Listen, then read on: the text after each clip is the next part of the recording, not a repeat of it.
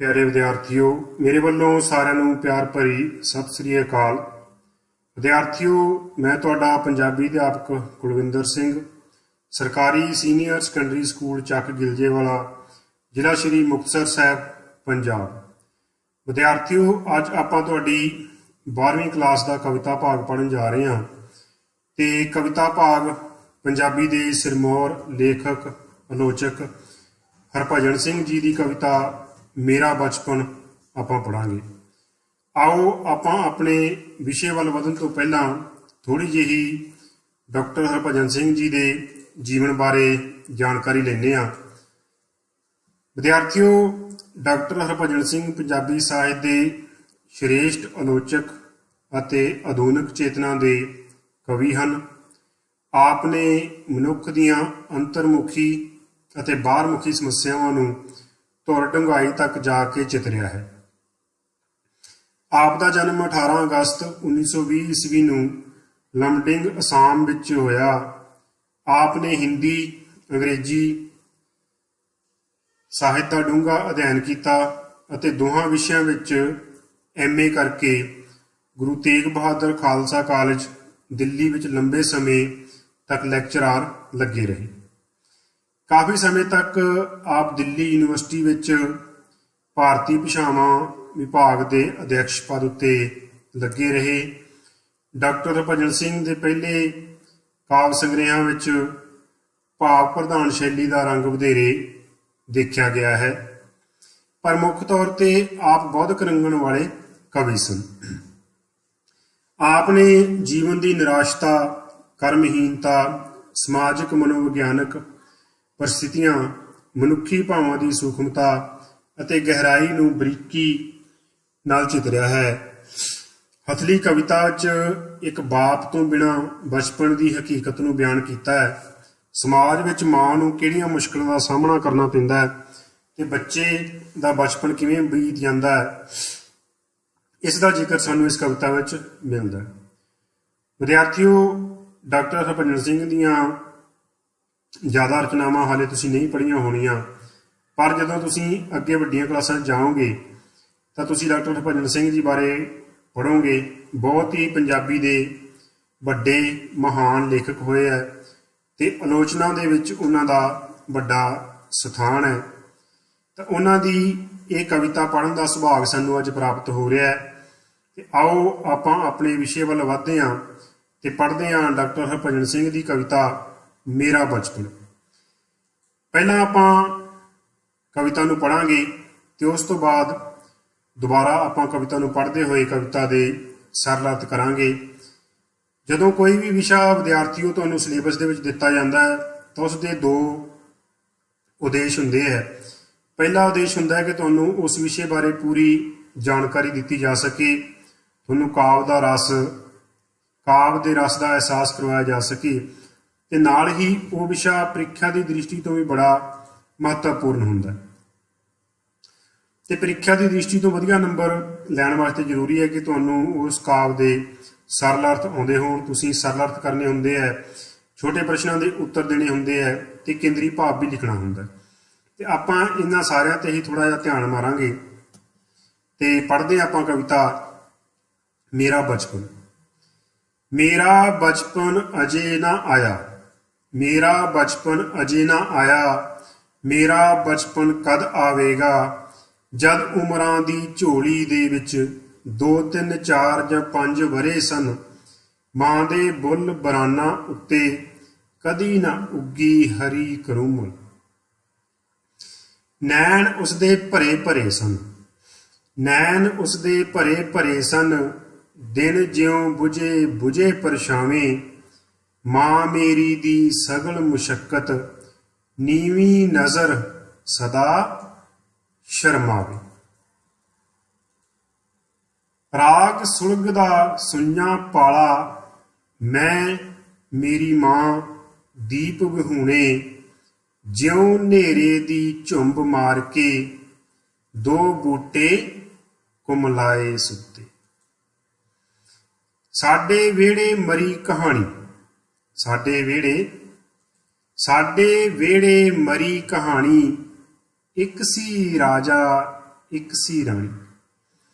ਕਦੀ ਕਦੀ ਮੇਰੀ ਮਾਂ ਆਖੇ, ਕਦੀ ਕਦੀ ਮੇਰੀ ਮਾਂ ਆਖੇ, ਵੇ ਮੇਰੇ ਦੁੱਖ ਦਰਦ ਦੇ ਹਾਣੀ, ਮੇਰੀ ਹਿੱਕ ਨੂੰ ਲੱਗ ਕੇ ਸੌਂ ਜਾ, ਮੇਰੀ ਹਿੱਕ ਨੂੰ ਲੱਗ ਕੇ ਸੌਂ ਜਾ। ਜਿਸ ਥਾਂ ਤੇਰਾ ਬਾਪ ਸਦਾਇਆ, ਉਸ ਥਾਂ ਕੋਈ ਪਾਪ ਨਾ ਆਵੇ। ਮੇਰੇ ਬੂਟੇ ਗੱਭਰੂ ਹੋ ਜਾ, ਮੇਰੇ ਬੂਟੇ ਗੱਭਰੂ ਹੋ ਜਾ, ਤੇਰੀ ਛਾਵੇਂ ਮੈਂ ਸੌਂ ਜਾਵਾਂ। ਕਦੀ ਕਦੀ ਬਾਲਾਂ ਦੇ ਕੁੱਛੜ, ਸੌਣ ਨਿਸ਼ਚਿੰਤ, ਸੌਣ ਨਿਸ਼ਚਿੰਤ ਹੋ ਕੇ ਮਾਂ। ਮੈਂ ਆਪਣੀ ਮਾਂ ਦਾ ਓਲਾ, ਮੈਂ ਆਪਣੀ ਮਾਤਾ ਦਾ ਓਲਾ, ਉਸ ਦੀ ਛਾਂ ਉਸ ਦਾ ਪਰਛਾਵਾਂ। ਉਂਝ ਤਾਂ ਹਰ ਮਾਂ ਸੋਹਣੀ ਹੁੰਦੀ, ਉਂਝ ਤਾਂ ਹਰ ਮਾਂ ਸੋਹਣੀ ਹੁੰਦੀ, ਪਰ ਮੇਰੀ ਮਾਂ ਵੇਖ ਵੇਖ ਕੇ ਹਰ ਅੱਖ ਸੁਲਗੇ ਜਿਵੇਂ ਦੁਪਹਿਰੀ। ਮੈਂ ਉਸ ਦੇ ਸੰਗ ਤੁਰਿਆ ਜਾਵਾਂ, ਮੈਂ ਉਸ ਦੇ ਸੰਗ ਤੁਰਿਆ ਜਾਵਾਂ। ਚੁੱਪ ਸੰਘਣੀ ਛਾਂ ਇਕਹਿਰੀ, ਨਜ਼ਰ ਨਜ਼ਰ ਮੇਰਾ ਮਕਤਬ ਸੀ, ਨਜ਼ਰ ਨਜ਼ਰ ਮੇਰਾ ਮਕਤਬ ਸੀ। ਬੋਲ ਬੋਲ ਸੀ ਸੰਥਾ ਮੇਰੀ, ਬਚਪਨ ਆਉਂਦਾ ਤਾਂ ਕਿਸ ਰਾਹੋਂ, ਬਚਪਨ ਆਉਂਦਾ ਤਾਂ ਕਿਸ ਰਾਹੋਂ। ਹਰ ਰਾਹ ਸੂਝ ਸਮਝ ਨੇ ਘੇਰੀ, ਇੱਕ ਦਿਨ ਮਾਂ ਨੇ ਬਾਤ ਸੁਣਾਈ, ਇੱਕ ਦਿਨ ਮਾਂ ਨੇ ਬਾਤ ਸੁਣਾਈ। ਕਿਵੇਂ ਹੱਥੀਂ ਆਪਣੇ ਪਿਤਾ ਮੇਰੇ ਦੀ ਚਿਤਾ ਜਲਾਈ। ਫਿਰ ਕੁਰਲਾਈ, ਨਹੀਂ ਨਹੀਂ ਮੈਂ ਆਪਣੇ ਹੱਥੀਂ, ਨਹੀਂ ਨਹੀਂ ਮੈਂ ਆਪਣੇ ਹੱਥੀਂ, ਤੇਰਾ ਬਚਪਨ ਆਪ ਜਲਾਇਆ।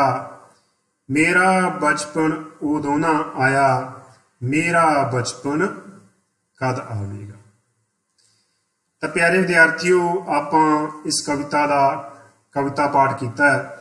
ਅਸਲ ਦੇ ਵਿੱਚ ਇਸ ਕਵਿਤਾ ਦੇ ਵਿੱਚ ਇੱਕ ਬੜੇ ਡੂੰਘੇ ਦਰਦ ਨੂੰ ਬਿਆਨ ਕੀਤਾ ਗਿਆ ਹੈ ਕਿ ਜਦੋਂ ਬੱਚਾ ਛੋਟਾ ਹੋਵੇ ਤਾਂ ਉਸਦੇ ਪਿਓ ਦਾ ਸਾਇਆ ਉਸਦੇ ਸਿਰ ਤੋਂ ਉੱਠ ਜਾਵੇ ਤੇ ਮਾਂ ਬੱਚੇ ਨੂੰ ਸਾਰੀ ਉਮਰ ਕਿੰਨੀਆਂ ਘਾਲਣਾ ਘਾਲ ਕੇ ਪਾਲਦੀ ਹੈ ਤੇ ਉਹਨਾਂ ਘਾਲਨਾਵਾਂ ਦੇ ਵਿੱਚ ਮਾਂ ਨੂੰ ਕਿੰਨੀਆਂ ਸਮੱਸਿਆਵਾਂ ਦਾ ਸਾਹਮਣਾ ਕਰਨਾ ਪੈਂਦਾ ਹੈ।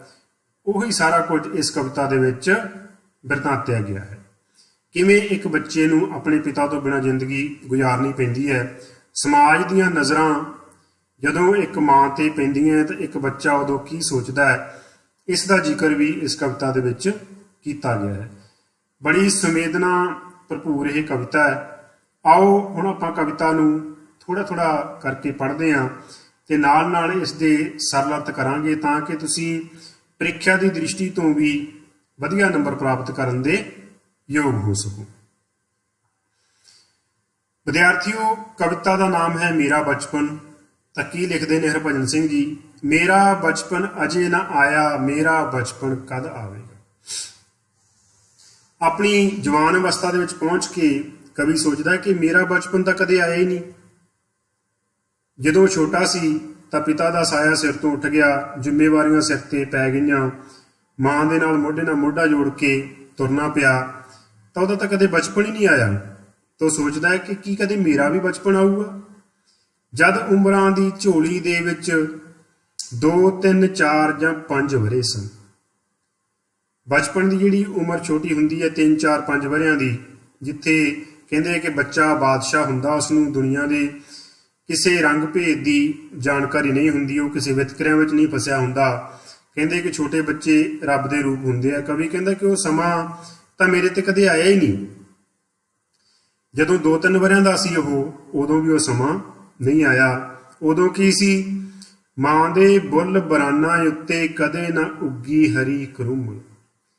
ਉਦੋਂ ਮਾਂ ਦੇ ਬੁੱਲਾਂ ਦੇ ਉੱਪਰ ਇੱਕ ਬਰਾਨੀ ਛਾਈ ਰਹਿੰਦੀ ਸੀ ਤੇ ਉੱਥੇ ਕਦੇ ਹਰਿਆਲੀ ਨਹੀਂ ਆਈ, ਭਾਵ ਖੁਸ਼ੀ ਨਹੀਂ ਆਈ ਕਿ ਮਾਂ ਦੇ ਬੁੱਲਾਂ ਤੇ ਵੀ ਉਹਨੂੰ ਹਮੇਸ਼ਾ ਉਦਾਸੀ ਦਿਖਦੀ ਸੀ। ਉਸ ਉਮਰ ਦੇ ਵਿੱਚ ਜਦੋਂ ਉਹਦਾ ਬਚਪਨ ਹੋ ਸਕਦਾ ਸੀ, ਪਰ ਉਹਦਾ ਬਚਪਨ ਕਦੇ ਨਹੀਂ ਆਇਆ। ਮਾਂ ਦੇ ਬੁੱਲ ਬਰਾਨਾਂ ਉੱਤੇ ਕਦੇ ਨਾ ਉੱਗੀ ਹਰੀ ਕਰੂਮਲ, ਨੈਣ ਉਸਦੇ ਭਰੇ ਭਰੇ ਸਨ, ਨੈਣ ਉਸਦੇ ਭਰੇ ਭਰੇ ਸਨ, ਦਿਨ ਜਿਉਂ ਬੁਝੇ ਬੁਝੇ ਪਰਛਾਵੇਂ। ਮਾਂ ਦੇ ਨੈਣ ਸਦਾ ਦੁੱਖਾਂ ਦੇ ਆਂਸੂਆਂ ਨਾਲ ਭਰੇ ਰਹਿੰਦੇ ਸੀ।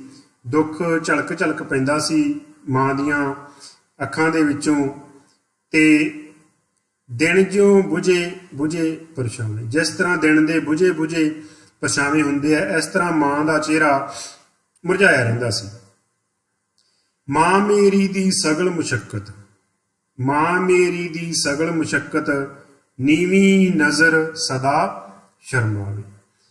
ਉਹ ਜਿਹੜਾ ਮੇਰੇ ਬਚਪਨ ਦਾ ਸਮਾਂ ਸੀ ਤੇ ਮੇਰੀ ਮਾਤਾ ਦੀ ਜਵਾਨੀ ਦੀ ਉਮਰ ਸੀ, ਉਹ ਉਮਰ ਤਾਂ ਮੇਰੀ ਮਾਂ ਨੇ ਆਪਣੀ ਸਾਰੀ ਉਮਰ ਇਸੇ ਮਿਹਨਤ ਦੇ ਵਿੱਚ ਹੀ ਲੰਘਾ ਦਿੱਤੀ ਕਿ ਉਹ ਆਪਣੀ ਨਜ਼ਰ ਨੂੰ ਨੀਵੀਂ ਰੱਖ ਸਕੇ ਤੇ ਜ਼ਮਾਨੇ ਤੋਂ ਉਹ ਸ਼ਰਮਾ ਕੇ ਰਹਿ ਸਕੇ। ਰਾਤ ਸੁਲਗਦਾ ਸੁੰਨਾ ਪਾਲਾ, ਮੈਂ ਮੇਰੀ ਮਾਂ ਦੀਪ ਵਿਹੂਣੇ, ਜਿਉਂ ਹਨੇਰੇ ਦੀ ਝੁੰਬ ਮਾਰ ਕੇ ਦੋ ਬੂਟੇ ਕੁਮਲਾਏ ਸੁੱਤੇ। ਜਦੋਂ ਰਾਤ ਨੂੰ ਕੜਾਕੇ ਦੀ ਠੰਡ ਪੈਂਦੀ, ਮੈਂ ਤੇ ਮੇਰੀ ਮਾਂ ਦੋਵੇਂ ਠੰਡ ਨਾਲ ਕੁੰਗੜ ਕੇ ਅਸੀਂ ਪਏ ਰਹਿੰਦੇ। ਕਿਵੇਂ? ਜਿਉਂ ਹਨੇਰੇ ਦੀ ਝੁੰਬ ਮਾਰ ਕੇ, ਜਿਸ ਤਰ੍ਹਾਂ ਹਨੇਰੇ ਦੀ ਬੁੱਕਲ ਮਾਰ ਕੇ ਕੋਈ ਦੋ ਬੂਟੇ ਕਮਲਾਏ ਸੁੱਤੇ ਹੋਣ, ਇਸ ਤਰ੍ਹਾਂ ਅਸੀਂ ਇੱਕ ਦੂਜੇ ਦੇ ਨਾਲ ਲੱਗ ਕੇ ਜ਼ਮਾਨੇ ਤੋਂ ਤੇ ਹਨੇਰੇ ਤੋਂ ਡਰਦੇ ਹੋਏ ਚੁੱਪ ਕਰਕੇ ਸੁੱਤੇ ਰਹਿੰਦੇ। ਸਾਡੇ ਵਿਹੜੇ ਮਰੀ ਕਹਾਣੀ,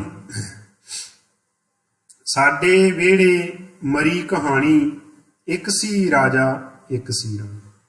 ਬਚਪਨ ਦੇ ਵਿੱਚ ਬੱਚੇ ਰਾਜੇ ਰਾਣੀਆਂ ਦੀਆਂ ਕਹਾਣੀਆਂ ਸੁਣਦੇ ਆ ਆਪਣੇ ਦਾਦੇ ਦਾਦੀਆਂ ਤੋਂ, ਪਰ ਉਹ ਰਾਜੇ ਰਾਣੀ ਦੀ ਕਹਾਣੀ ਸਾਡੇ ਵਿਹੜਿਆਂ ਦੇ ਵਿੱਚ ਤਾਂ ਦਮ ਤੋੜ ਗਈ, ਸਾਡੇ ਵਿਹੜਿਆਂ ਦੇ ਵਿੱਚ ਤਾਂ ਉਹ ਮਰ ਗਏ।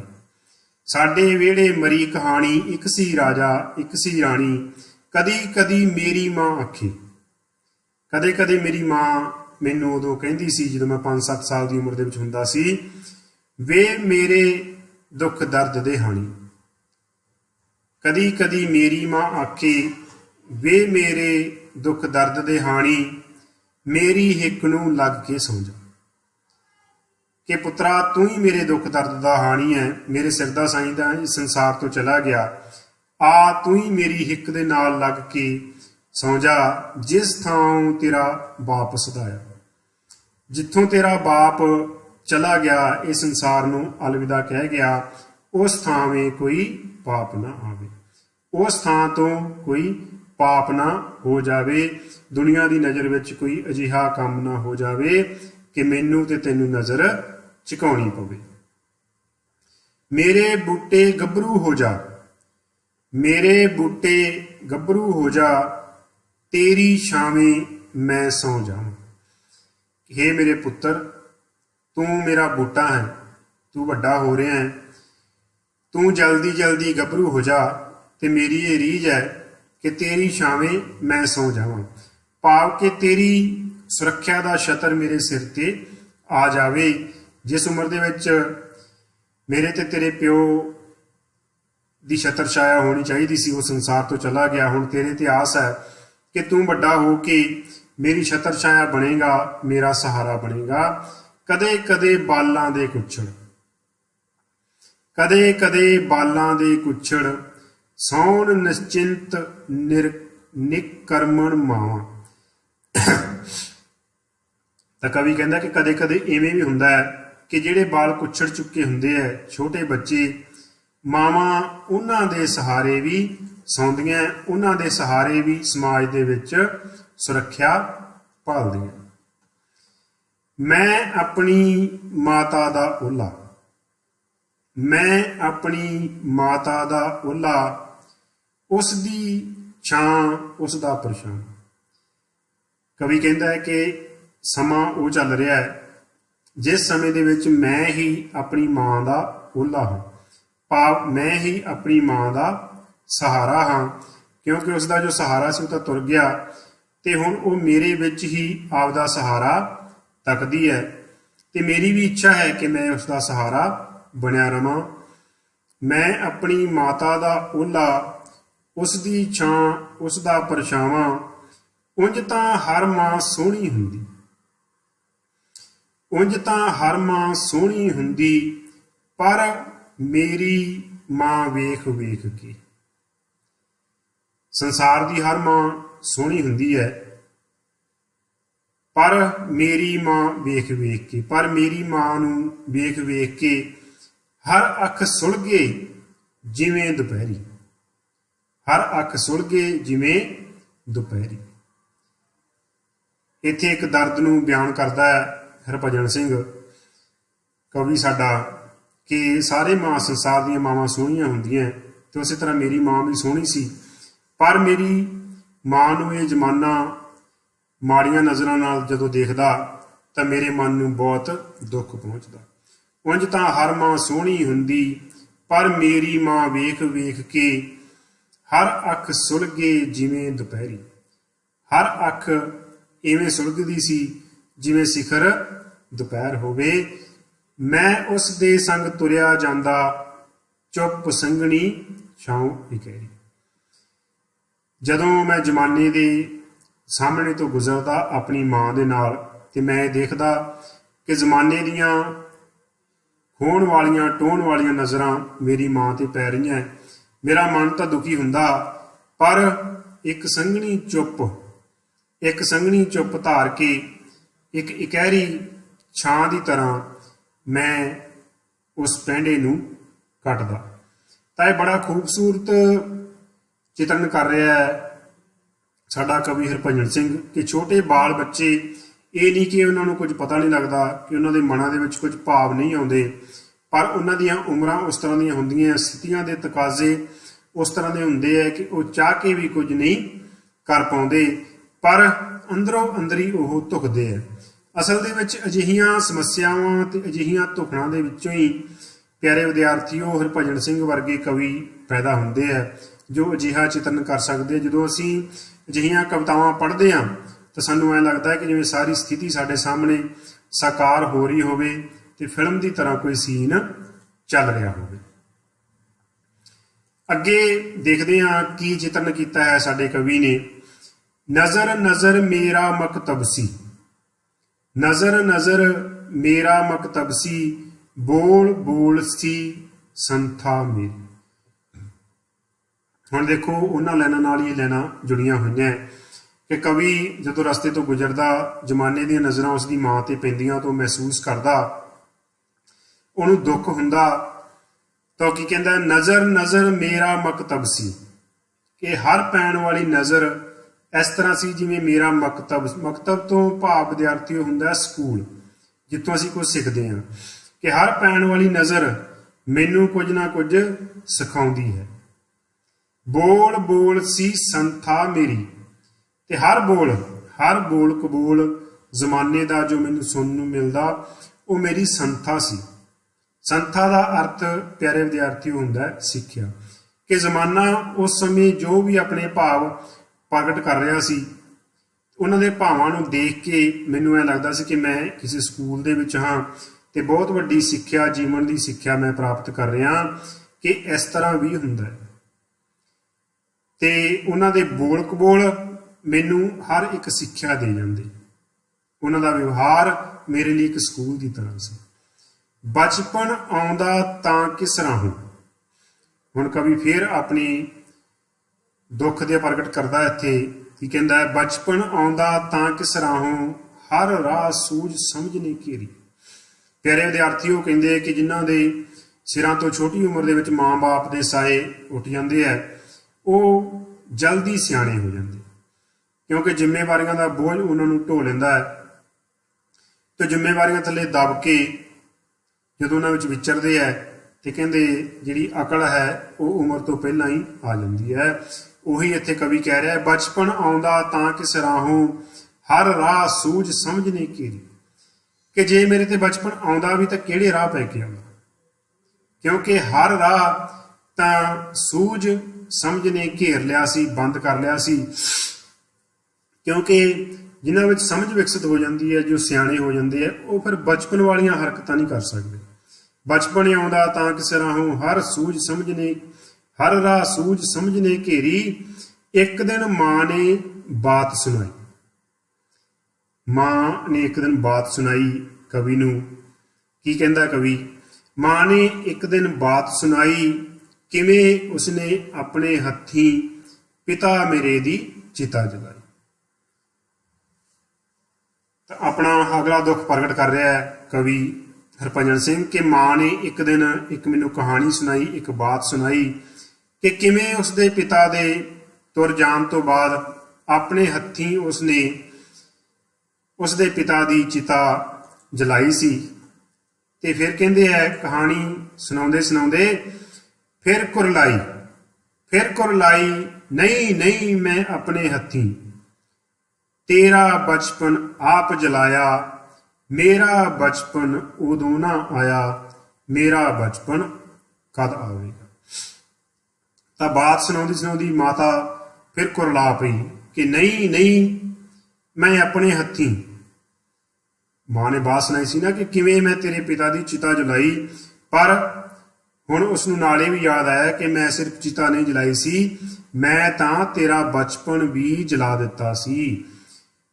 ਕਿਉਂਕਿ ਪਿਤਾ ਦੇ ਜਾਣ ਤੋਂ ਬਾਅਦ ਜ਼ਿੰਮੇਵਾਰੀਆਂ ਸਾਰੀਆਂ ਮਾਂ ਤੇ ਪੈ ਗਈਆਂ ਤੇ ਮਾਂ ਦੀਆਂ ਜ਼ਿੰਮੇਵਾਰੀਆਂ ਪੁੱਤ ਨੇ ਵੰਡ ਲਈਆਂ ਤੇ ਬਚਪਨ ਤਾਂ ਵਿਚਾਰਾ ਕਿਤੇ ਵਿੱਚ ਹੀ ਰੁਲ ਖੁਲ ਕੇ ਰਹਿ ਗਿਆ। ਤੇ ਅੱਜ ਮਾਂ ਮਹਿਸੂਸ ਕਰਦੀ ਹੈ ਕਿ ਪਿਤਾ ਦੀ ਚਿਤਾ ਜਲਾਉਣ ਦੇ ਨਾਲ ਨਾਲ ਉਹਨੇ ਲੇਖਕ ਦਾ ਬਚਪਨ ਵੀ ਜਲਾ ਦਿੱਤਾ ਸੀ। ਨਹੀਂ ਨਹੀਂ ਮੈਂ ਆਪਣੇ ਹੱਥੀਂ ਤੇਰਾ ਬਚਪਨ ਆਪ ਜਲਾਇਆ। ਉਹ ਤੁਸੀਂ ਗੀਤ ਵੀ ਸੁਣਦੇ ਹੋਗੇ ਨਾ, ਉਹ ਮੌਜਾਂ ਭੁੱਲਣੀਆਂ ਨਹੀਂ ਜੋ ਬਾਪੂ ਦੇ ਸਿਰ ਤੇ ਕਰੀਆਂ, ਹਨਾ। ਤਾਂ ਚਿਤਾ ਦੇ ਵਿੱਚ ਲੇਖਕ ਦਾ ਬਚਪਨ ਵੀ ਜਲ ਗਿਆ। ਮੇਰਾ ਬਚਪਨ ਉਦੋਂ ਨਾ ਆਇਆ, ਮੇਰਾ ਬਚਪਨ ਕਦ ਆਵੇਗਾ। ਅਖੀਰ ਤੇ ਕਵੀ ਫਿਰ ਆਪਣਾ ਦੁੱਖ ਪ੍ਰਗਟ ਕਰਦਾ ਹੈ ਕਿ ਮੇਰਾ ਬਚਪਨ ਨਹੀਂ ਆਇਆ, ਮੇਰਾ ਬਚਪਨ ਉਦੋਂ ਨਹੀਂ ਆਇਆ, ਉਦੋਂ ਮੇਰਾ ਪਿਤਾ ਇਸ ਸੰਸਾਰ ਤੋਂ ਚਲਾ ਗਿਆ। ਜ਼ਿੰਮੇਵਾਰੀਆਂ ਦਾ ਬੋਝ ਨੇ ਮੈਨੂੰ ਢਾ ਲਿਆ, ਜ਼ਿੰਮੇਵਾਰੀਆਂ ਨੇ ਸਾਰੇ ਰਾਹ ਬੰਦ ਕਰ ਦਿੱਤੇ। ਕੋਈ ਰਾਹ ਨਹੀਂ ਬਚਿਆ, ਕੋਈ ਰਾਹ ਨਹੀਂ ਸੀ ਬਚਿਆ ਜਿਸ ਰਾਹ ਤੋਂ ਮੇਰਾ ਬਚਪਨ ਮੇਰੀ ਜ਼ਿੰਦਗੀ ਦੇ ਵਿੱਚ ਆ ਜਾਂਦਾ। ਤਾਂ ਪਿਆਰੇ ਵਿਦਿਆਰਥੀਓ, ਇਹ ਸੀ ਸਾਡੀ ਕਵਿਤਾ। ਬੜਾ ਹੀ ਦਿਲ ਨੂੰ ਟੁੰਬਣ ਵਾਲਾ ਵਿਸ਼ਾ ਡਾਕਟਰ ਹਰਭਜਨ ਸਿੰਘ ਨੇ ਛੁਹਿਆ ਕਿ ਕਿਸ ਤਰ੍ਹਾਂ ਬਚਪਨ ਦੇ ਵਿੱਚ ਜਦੋਂ ਮਾਂ ਪਿਓ ਦਾ ਸਾਇਆ ਸਿਰ ਤੋਂ ਉੱਠ ਜਾਂਦਾ ਹੈ ਤੇ ਇੱਕ ਬੱਚੇ ਦੀ ਜ਼ਿੰਦਗੀ ਕੀ ਬਣ ਜਾਂਦੀ ਹੈ। ਉਹ ਬਚਪਨ ਦੇ ਵਿੱਚ ਹੀ ਜਵਾਨ ਹੋ ਜਾਂਦਾ ਹੈ, ਕੰਮਾਂ ਤੇ ਲੱਗ ਜਾਂਦਾ ਹੈ ਤੇ ਉਹਦੇ ਤੇ ਬਚਪਨ ਆਉਂਦਾ ਹੀ ਨਹੀਂ। ਤਾਂ ਇਸ ਤੋਂ ਸਾਨੂੰ ਸਿੱਖਿਆ ਵੀ ਇਹ ਮਿਲਦੀ ਹੈ ਕਿ ਸਾਨੂੰ ਜ਼ਿੰਮੇਵਾਰੀਆਂ ਸਾਡੇ ਮਾਂ-ਬਾਪ ਦੇ ਹੁੰਦੇ ਹੀ ਸਾਨੂੰ ਸਾਡੀਆਂ ਜ਼ਿੰਮੇਵਾਰੀਆਂ ਨਿਭਾਉਂਦੇ ਰਹਿਣਾ ਚਾਹੀਦਾ ਹੈ। ਅਸੀਂ ਉਹਨਾਂ ਤੋਂ ਬਹੁਤ ਕੁਝ ਸਿੱਖਦੇ ਹਾਂ, ਉਹਨਾਂ ਦਾ ਆਦਰ ਸਤਿਕਾਰ ਵੀ ਕਰਨਾ ਚਾਹੀਦਾ ਹੈ। ਪਰ ਜਦੋਂ ਅਜਿਹੀਆਂ ਘਟਨਾਵਾਂ ਹੋ ਜਾਂਦੀਆਂ ਫਿਰ ਸਾਨੂੰ ਪਤਾ ਲੱਗਦਾ ਕਿ ਉਹਨਾਂ ਦੀ ਸਾਡੇ ਜੀਵਨ ਦੇ ਵਿੱਚ ਕੀ ਕੀਮਤ ਸੀ। ਤਾਂ ਪਿਆਰੇ ਵਿਦਿਆਰਥੀਓ, ਕਵਿਤਾ ਸਾਡੀ ਇੱਥੇ ਸੰਪੂਰਨ ਹੋਈ ਹੈ। ਜਿਵੇਂ ਆਪਾਂ ਸ਼ੁਰੂ 'ਚ ਗੱਲ ਕੀਤੀ ਸੀ ਕਿ ਕਾਵਿ ਭਾਗ ਦਾ ਜਿਹੜਾ ਅਰਥ ਹੈ ਉਹ ਤੁਹਾਨੂੰ ਇੱਕ ਜਾਣਕਾਰੀ ਦੇਣਾ, ਸਿੱਖਿਆ ਦੇਣਾ ਵੀ ਹੈ, ਨਾਲ ਨਾਲ ਪ੍ਰੀਖਿਆ ਦੀ ਦ੍ਰਿਸ਼ਟੀ ਤੋਂ ਵੀ ਇੱਕ ਮਹੱਤਵਪੂਰਨ ਭਾਗ ਹੁੰਦਾ ਹੈ। ਤੇ ਪ੍ਰੀਖਿਆ ਦੀ ਦ੍ਰਿਸ਼ਟੀ ਤੋਂ ਤੁਹਾਨੂੰ ਪ੍ਰਸੰਗ ਸਹਿਤ ਵਿਆਖਿਆ ਤੇ ਕੇਂਦਰੀ ਭਾਵ ਤੇ ਛੋਟੇ ਪ੍ਰਸ਼ਨ, ਵਸਤੂਨਿਸ਼ਟ ਪ੍ਰਸ਼ਨ ਜਿਹੜੇ ਹੈ ਉਹ ਪੁੱਛੇ ਜਾਂਦੇ ਹੈ। ਆਪਾਂ ਆਪਣੇ ਸਮੇਂ ਦੇ ਅਨੁਸਾਰ ਇੱਥੇ ਕੇਂਦਰੀ ਭਾਵ ਦੀ ਗੱਲ ਥੋੜੀ ਜਿਹੀ ਕਰਾਂਗੇ। ਆਓ ਆਪਾਂ ਦੇਖਦੇ ਹਾਂ ਕਿ ਇਸ ਕਵਿਤਾ ਦਾ ਕੇਂਦਰੀ ਭਾਵ ਕੀ ਹੋ ਸਕਦਾ ਹੈ। ਵਿਦਿਆਰਥੀਓ, ਪਹਿਲਾਂ ਤੁਹਾਡੇ ਲਈ ਸਮਝਣ ਵਾਲੀ ਗੱਲ ਇਹ ਹੈ ਕਿ ਕੇਂਦਰੀ ਭਾਵ ਹੁੰਦਾ ਕੀ ਹੈ। ਕੇਂਦਰੀ ਭਾਵ ਵਿਦਿਆਰਥੀਓ ਕਿਸੇ ਵੀ ਰਚਨਾ, ਚਾਹੇ ਉਹ ਕਵਿਤਾ ਹੈ, ਕਹਾਣੀ ਹੈ, ਲੇਖ ਹੈ ਜਾਂ ਕਿਸੇ ਹੋਰ ਵੀ ਤਰ੍ਹਾਂ ਦੀ ਲਿਖਤ ਹੈ, ਉਹ ਕਿਸੇ ਖਾਸ ਵਿਚਾਰ ਨੂੰ ਲੈ ਕੇ ਲਿਖੀ ਜਾਂਦੀ ਹੈ। ਉਹ ਕਿਸੇ ਖਾਸ ਵਿਚਾਰ ਅਧੀਨ ਸਾਨੂੰ ਕੋਈ ਨਾ ਕੋਈ ਸਿੱਖਿਆ ਦਿੰਦੀ ਹੈ। ਤਾਂ ਉਸੇ ਤਰ੍ਹਾਂ ਇਸ ਕਵਿਤਾ ਦਾ ਵੀ ਇੱਕ ਕੇਂਦਰੀ ਭਾਵ ਹੈ। ਜਿਵੇਂ ਸ਼ਬਦ ਤੋਂ ਹੀ ਸਾਨੂੰ ਸਪਸ਼ਟ ਹੈ ਕੇਂਦਰੀ ਭਾਵ। ਕੇਂਦਰੀ ਭਾਵ ਤੋਂ ਭਾਵ ਜੋ ਕੇਂਦਰ ਦਾ ਭਾਵ ਹੈ। ਹੁਣ ਇਸ ਸਾਰੀ ਕਵਿਤਾ ਦਾ ਭਾਵ ਕੀ ਹੈ, ਕੀ ਆਪਾਂ ਦੇਖਦੇ ਹਾਂ ਇਹਦੇ ਵਿੱਚ ਕਿ ਇੱਕ ਪਿਤਾਹੀਨ ਜਿਹੜਾ ਬੱਚਾ ਹੈ ਉਹਦੀ ਜ਼ਿੰਦਗੀ ਕਿਸ ਤਰ੍ਹਾਂ ਦੀ ਹੁੰਦੀ ਹੈ। ਇਹ ਸਾਰੀ ਇਸ ਕਵਿਤਾ ਦਾ ਭਾਵ ਹੈ। ਤਾਂ ਤੁਸੀਂ ਕਵਿਤਾ ਨੂੰ ਜਦੋਂ ਪੜ੍ਹਦੇ ਹੋ, ਇੱਕ ਗੱਲ ਹੋਰ ਇੱਥੇ ਸਾਰਿਆਂ ਨੇ ਚੇਤੇ ਰੱਖਣੀ ਹੈ ਕਿ ਕੇਂਦਰੀ ਭਾਵ ਤੁਸੀਂ ਆਪਦੇ ਸ਼ਬਦਾਂ ਦੇ ਅਨੁਸਾਰ ਲਿਖ ਸਕਦੇ ਹੋ। ਕੇਂਦਰੀ ਭਾਵ ਇਹ ਨਹੀਂ ਕਿ ਜੋ ਇੱਥੇ ਲਿਖਿਆ ਤੁਸੀਂ ਉਹੀ ਲਿਖਣਾ ਹੈ, ਇਸੇ ਨੂੰ ਯਾਦ ਕਰਨਾ ਹੈ, ਜਾਂ ਕਈ ਵਾਰ ਕੁਝ ਕਿਤਾਬਾਂ ਦੇ ਵਿੱਚ ਲਿਖਿਆ ਹੁੰਦਾ ਹੈ ਤੁਸੀਂ ਉਸੇ ਨੂੰ ਲਿਖਣਾ ਹੈ। ਨਹੀਂ, ਇਸ ਤਰ੍ਹਾਂ ਨਹੀਂ ਹੁੰਦਾ। ਤੁਸੀਂ ਕਵਿਤਾ ਨੂੰ ਪੜ੍ਹੋ। ਹਰ ਮਨੁੱਖ ਦੀ ਬੁੱਧੀ ਅਲੱਗ-ਅਲੱਗ ਹੈ, ਹਰ ਕੋਈ ਆਪਦੇ ਢੰਗ ਨਾਲ ਸਿੱਖਿਆ ਗ੍ਰਹਿਣ ਕਰਦਾ ਹੈ। ਤਾਂ ਤੁਹਾਨੂੰ ਜੋ ਚੀਜ਼ ਸਮਝ ਲੱਗੀ, ਜੋ ਭਾਵ ਤੁਹਾਨੂੰ ਲੱਗਿਆ, ਜੋ ਤੁਹਾਨੂੰ ਲੱਗਿਆ ਕਿ ਇਸ ਕਵਿਤਾ ਦੇ ਕੇਂਦਰ ਦੇ ਵਿੱਚ ਆਹ ਗੱਲ ਹੈ, ਤੁਸੀਂ ਉਸੇ ਹਿਸਾਬ ਨਾਲ ਹੀ ਉਸ ਦਾ ਕੇਂਦਰੀ ਭਾਵ ਲਿਖਣਾ ਹੁੰਦਾ ਹੈ। ਇੱਥੇ ਸਿਰਫ ਇੱਕ ਕਹਿ ਲਓ ਕਿ ਆਈਡੀਏ ਹੁੰਦੇ ਆ, ਇਹਨਾਂ ਤੁਸੀਂ ਆਈਡੀਏ ਲੈ ਸਕਦੇ ਹੋ। ਤੇ ਕੇਂਦਰੀ ਭਾਵ ਹਮੇਸ਼ਾ 3-4 ਲਾਈਨਾਂ ਦੇ ਵਿੱਚ ਹੀ ਹੁੰਦਾ। ਪੜ੍ਹ ਲੈਂਦੇ ਆਪਾਂ। ਪਿਤਾਹੀਨ ਬੱਚਾ ਹੋਰਨਾਂ ਸਧਾਰਨ ਬੱਚਿਆਂ ਵਾਂਗ ਆਪਣਾ ਬਚਪਨ ਨਹੀਂ ਭੋਗ ਸਕਦਾ।